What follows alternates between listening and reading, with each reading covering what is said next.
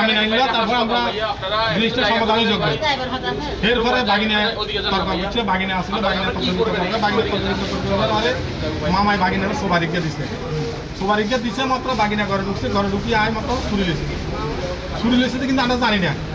বুঝলেন সে তক্রা বিতক্রাতে দুম্বি আয় মাত্র হ্যাঁ ছুরি পাচ্ছে যে প্রথম দুম্বি লাগছে মানে তো মাও আছে দ্বিতীয় করতে হাতে লাগছে প্রথমটা বুকে লাগছে এরপরে আমি ধরছি এরপর লগ লগ পরে গেছে পরে যাবার পরে মায় ধাক্কা বার করে দিছে মায় ধাক্কা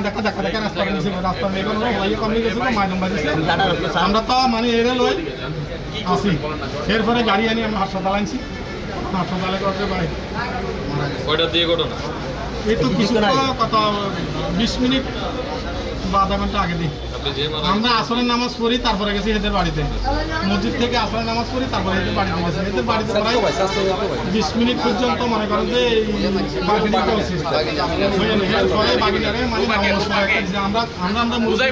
তুই কিনলে কথা করে এরপরে বাগিনা দুম্বি করে গেছে ঘরে যাই মাত্র ছুরি আনছি ছুরি নিয়ে এটা বাপের কিনার সম্পদ বাপে কিনছে বাপে কিনে মানে বাড়ি করতে লাই বোনের দিছে অর্ধেক বাইরে দিছে জায়গাটা তোর বোন বাড়িটা বহুত বছর বিদেশ করছি বিদেশ পুরান বাড়ি তো এখানে বাড়ি করছি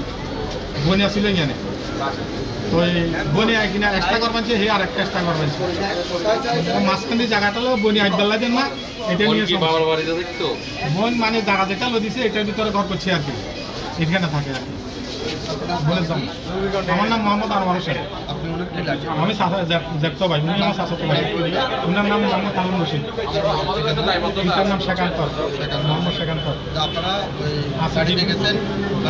সমঝোতা করে দিবে লেগেছে হ্যাঁ মিলমিশ করে দিবে লেগেছিলাম